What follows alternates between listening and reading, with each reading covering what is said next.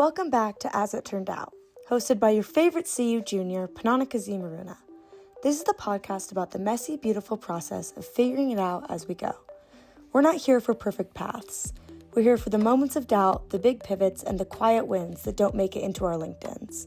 We're talking about what it actually looks like to grow, adapt, and make our own way, one unexpected move at a time. Let's get into it. Today, I'm sitting down with Claudia Brind-Woody, a global executive, leadership advisor, and one of the most influential voices in inclusive leadership and business transformation.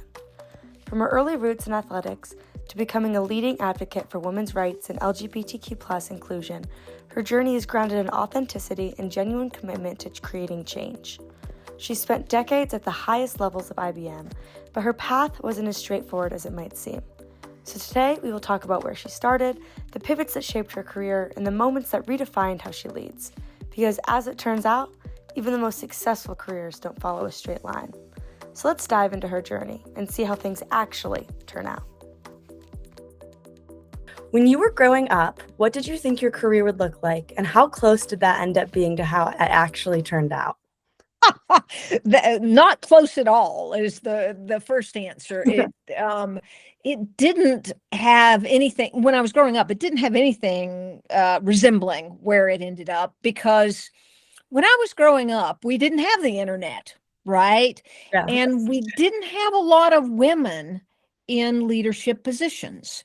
So as I was growing up, I wanted to be what I could see. In the fifth grade, I wanted to be a fifth grade teacher, right?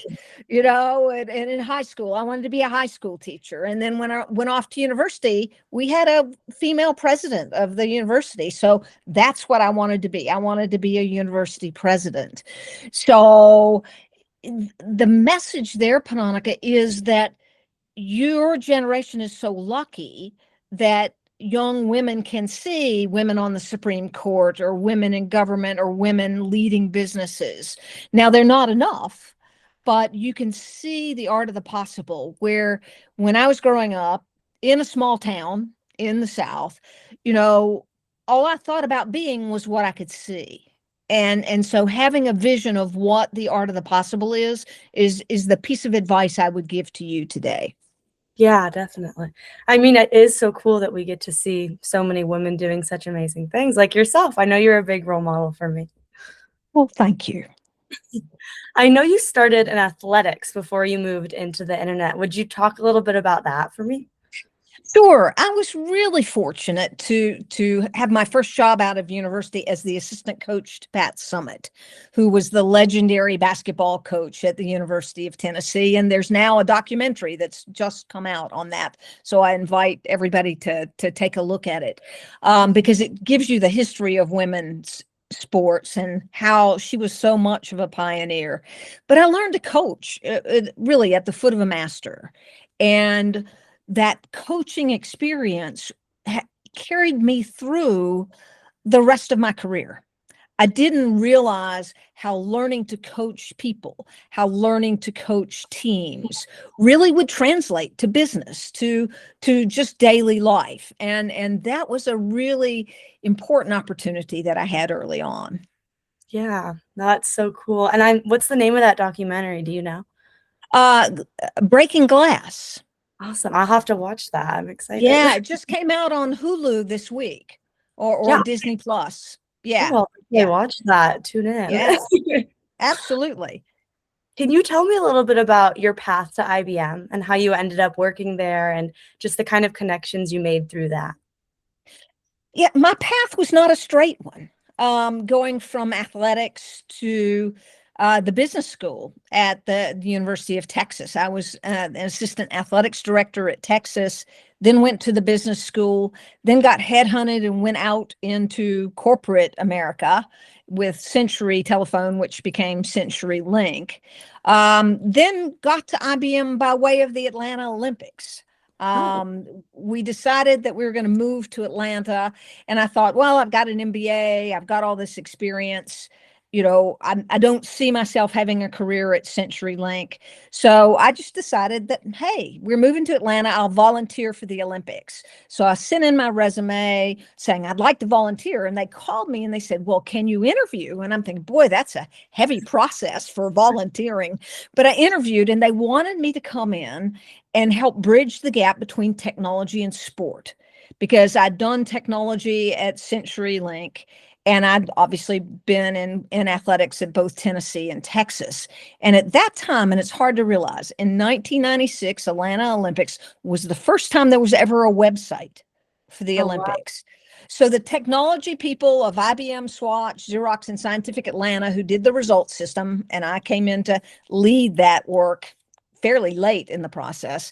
And the sports federations, the Olympic broadcasting, the Olympic press data system, and all of the field of play didn't know technology. Now, that's not true at all anymore. But back then, there needed to be somebody who could translate between the two. And as it turned out, I had the opportunity and the skills to be able to translate the technology into the sport and the sport into technology. And worked with IBM there for the first time. And after I finished working for the Atlanta Committee for the Olympic Games, IBM kept bugging me till I went to work for them. So that's how I got to IBM. That's really cool. I didn't know that you worked at the Olympics. I never knew that. Yeah. Yeah. Who knew? Well, I know that you've worked with people all over, and I know you've worked with a lot of leaders as well. What is it like to work with leaders at a really high level, and what actually earns trust in those environments? How do you build that relationship, especially just starting out? Well, when you're working with senior leaders, you have to remember they're people too. Mm-hmm. And I think that's sometimes what we forget is our common humanity and the things we have more in common than we have as differences. So in terms of building trust, it's key for people to be genuine and to really know who you are, knowing your strengths and your weaknesses, knowing your values, knowing, what makes you authentic, lets you be genuine and, be transparent and be straightforward and be truthful, be honest. Those are the kinds of things that build trust at whatever level you're doing, being fair-minded and listening to others' points of view and taking that on board and considering it. Being able to really do the right thing as you go through and live the work you do, being able to lead by example or do your work by example of really living your values, right? And things like speaking truth to power, in a way that is not necessarily a confrontation, but here I have a different point of view and this is why. Here's some data. Here's what I see the truth here to be. And then the other thing, Panonica, I would say, in terms of building trust, is being able to be vulnerable.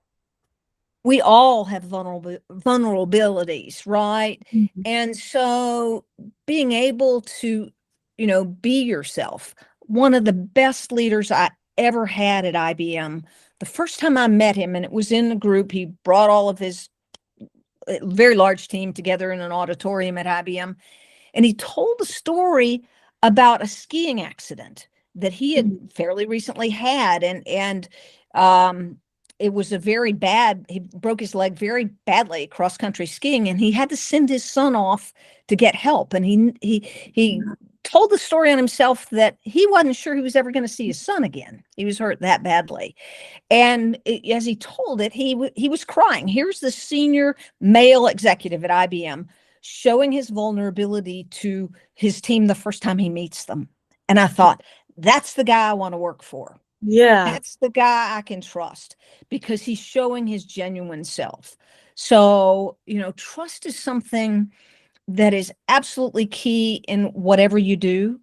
And part of that is, learning about the other people so that whether it's a business deal, learning what the client needs, what the business problem they're trying to solve. If you're trying to sell them something and it's only one way, that doesn't work. If you understand what the business problem they're trying to solve and you're saying, hey, I may have a solution, let's figure out how we can make this work for you, because you know how that works. And I have a saying that is really true, and it's something I've learned along the way, is that business moves at the speed of trust. Oh, I like that. Yeah. Business moves at the speed of trust, because when you can be open, when you're not trying to hide the ball, when you're not trying to create a win-lose situation, trying to create that win-win because you know what the other party, what winning looks like for them, what the business solution looks like for them, that's when trust develops. Yeah. No, that's beautiful. I think trust is key to all relationships, business and personal, like everything. Yep. All of that. All of Yeah. that.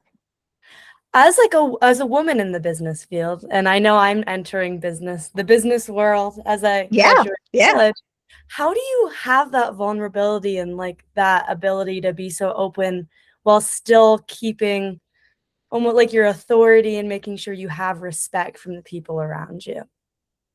Well, respect is earned. Yeah. Okay. And being genuine also helps earn that respect.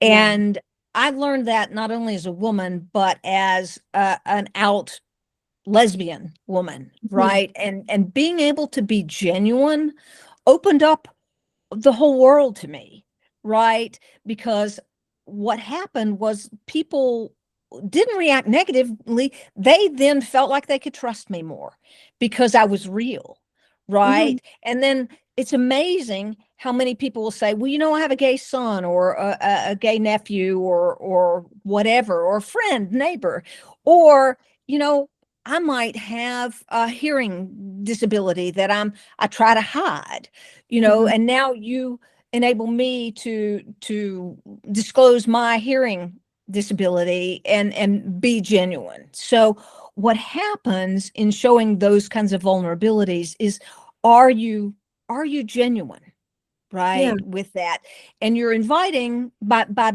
taking that lead, you're inviting other people to be genuine as well. Does that make sense? It makes a lot of sense. Yeah. No, I think that's great. I'm definitely gonna think about that a lot. As that young business person, particularly young woman heading out into the business world, be really good at something, right? That's the key for your success. That's the key. You can be vulnerable. You can say, hey, I need to go home because, for whatever reason, people have human events in their lives all the time. But being good at something, being willing to learn and be better at something and add to your skills, whether it's project management or AI or whatever that might be associated with what you want to be in the business doing, being willing to add to those skills and being good at something will always stand you in good stead, even as a young professional. Does that make sense? Yeah, make sure you can actually do what you say you can do and do it well. That's right. That's right. That's right. Or be willing to learn, Yeah. because as a young professional, you don't know everything. And the thing I hate the most are people who propose that they know more than they do, right? They puff themselves up and they pretend to know more than they do.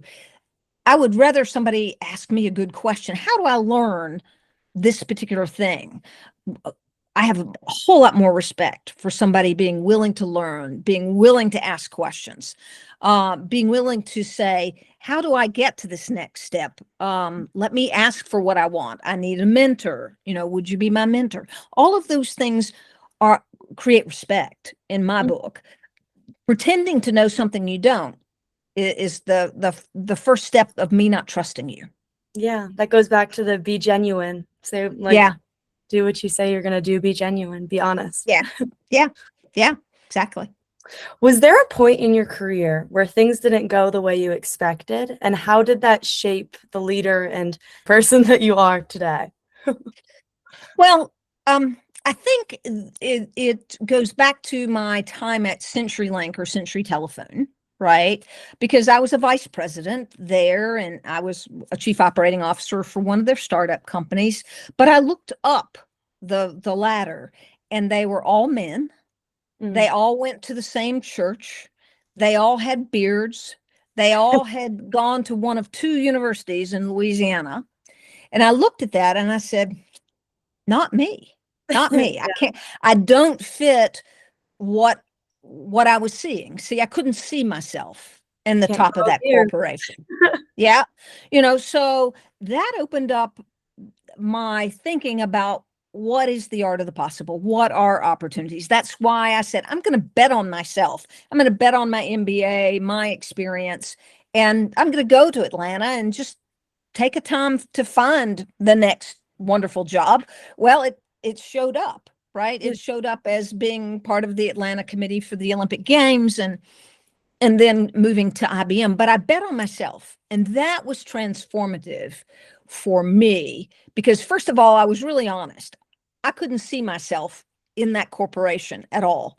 I couldn't see the opportunities, and I acknowledged that. No, it wasn't anything I could do by being better, being good, and I opened up the door to step through to new opportunities by taking a risk, by betting on myself, right? And that's what I would say to you and any other young person is be willing to take the opportunities as they come up. Be willing to move. You might love Boulder, but maybe your best opportunity is in Atlanta, or it might be somewhere else. Be willing to embrace those opportunities and learn from them and step out of your comfort zone. Because like change makes innovation, change makes growth. That makes a lot of sense. Yeah, absolutely. You've done so much throughout your career, from sports to IBM to coaching and leadership. Is there one project or time in your life that you think was most impactful, or that you would like to share, something you're proud of? Well, there were quite a few times in my IBM career that I was proud of either my growth or what we delivered. I went to Finland for 3 years as the IBM managing director for the Nokia account. So going to live in a foreign country where I didn't know the language, I didn't know anybody. And Finnish is a really hard language to learn, let me tell you. I never completely learned it, but learned how to say polite things and make polite conversation. But stepping out of my comfort zone and doing that, it taught me a lot about depending on myself and really not depending on another person for my career, for my, my social life, whatever. I had to make my own way in a very unusual environment. So that taught me a lot about my own independence. Gave me a lot of that. Now, in my IBM career, I got to do a lot of really wonderful things and spent almost 10 years in intellectual property licensing, where for almost every year we delivered about $1 billion worth of profit to IBM. Particularly in the last 3 years I was there, we not only did that each year with our new IP licensing model that we created as a team, but I also ran a really big deal that was $1.77 billion divestiture, which was at the time the second biggest software divestiture IBM had ever done. So doing some big deals were really nice career benchmarks. However, the thing I would say to you that had the most meaning, and this is where I'll back up and say, looking back at my career, it's not the successes, it's not the $1 billion deals, but the places where I felt I was significant, where I was giving back, where I was speaking at the behest of IBM to global audiences about diversity and inclusion and about women, growing women in the business, opening the doors to our LGBTQ plus group and around the world. And that's where I felt like I had the opportunity to make the most significant contributions, because even today, people come to me and say, I heard you speak, it changed the way I thought about myself, my career, my life, whatever. And so it's the moments of significance versus the moments of success Yeah. that I really cherish. Yeah, that makes a lot of sense. I mean, the moments where you feel like you're making the world a better place, where you're having that impact. And that's Yeah, all we're really on this earth to do, isn't it? absolutely, absolutely. And along the way, Panonica, I learned, and somebody said to me, and then I held on to it and share it, is life's not a dress rehearsal. Yeah. Life's not a dress rehearsal. I know you're a dancer and you guys did lots of practice and lots of dress rehearsals, but life's not a dress rehearsal. You're you're exchanging a day of your life for what you're doing that day. And so being fully present, doing things that have heart and meaning for you, the significance part, right? The Mhm. self-actualization part. Those are the things that if you remind yourself of those early on, then whatever you do, you are going to leave a legacy. Wow. Yeah, definitely. I so agree. I always say, I just want to make a good impact. I want to make the best impact I can. That's Yeah, the goal. absolutely. Absolutely. Good for you. Yeah. Well, I know you loved working at IBM, and I know you've stepped back recently. What kind of made you realize it was time to move on and transition your career? Well, first of all, I was old, so I was retirement age, which obviously was something that you consider for a while as you get retirement age and beyond.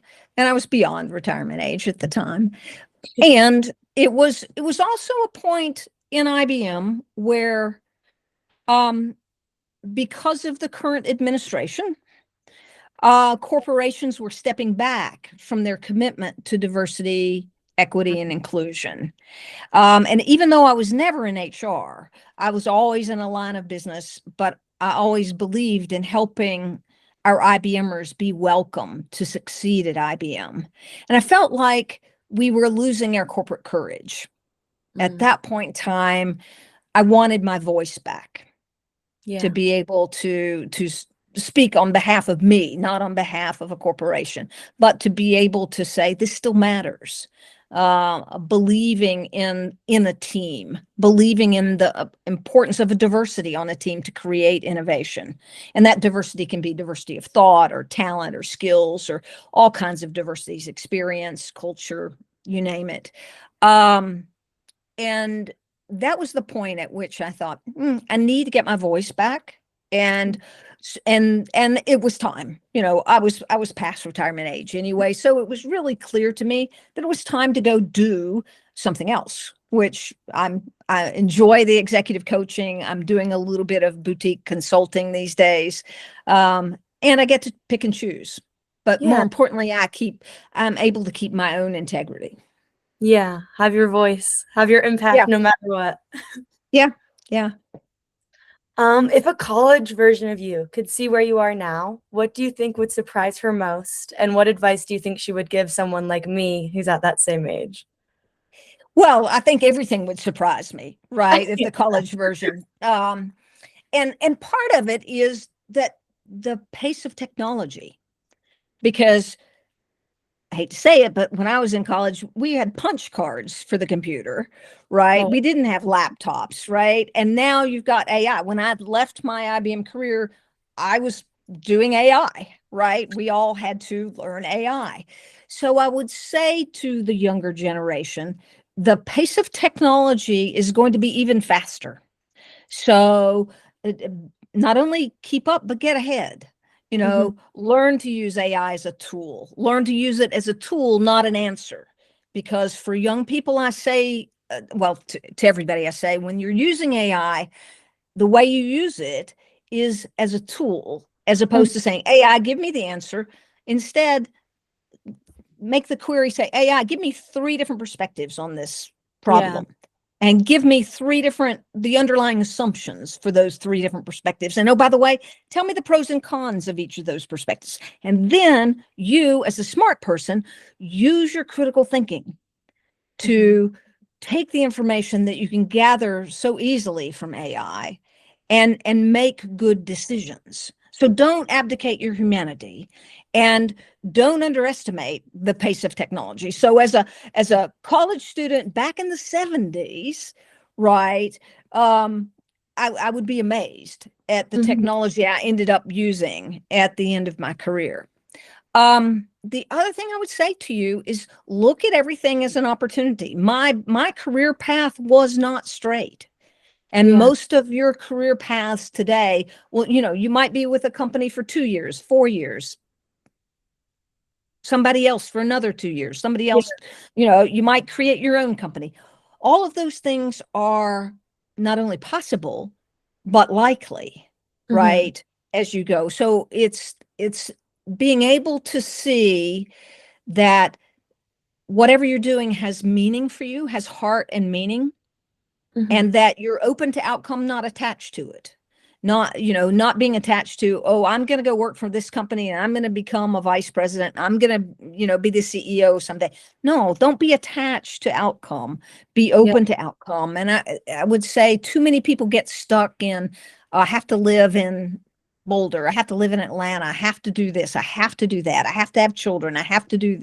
No, be open to outcome. Look at where your path is taking you and be present. Be present as you go down that path, right? Looking for things that are meaningful for you. There's no one right way to live life. There's no, there isn't. There isn't. And that's the point, is you've got to live your life. I would say to college students, they're getting ready to graduate, you own your career. You own your career. There's nobody else. There are people who can advise you or help you or, be a mentor to you, but you own your career because nobody else will. Nobody else will. Don't depend on anybody else. You own your career. You own your journey. And it's incumbent upon you to take that ownership now. Yeah. Like you said, life's not a dress rehearsal. No, life's not a dress rehearsal.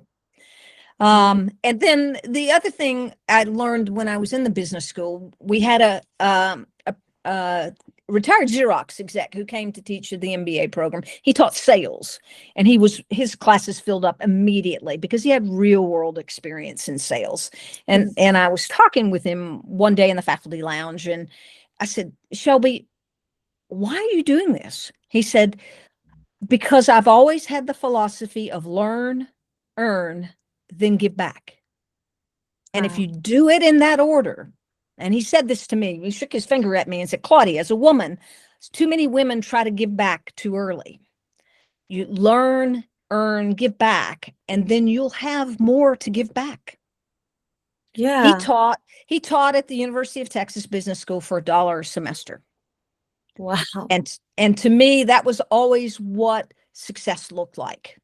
Was to be at the point that you could give back whatever it looked like. But for him, it was teaching for $1 a semester because he had done his learning, he had done his earning, and now he was giving back.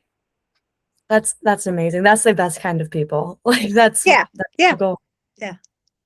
I guess to wrap this up, I'll ask my last and favorite question that makes the podcast. Looking back at all the pivots, passions, and surprises, what's something you've learned about how things actually turn out?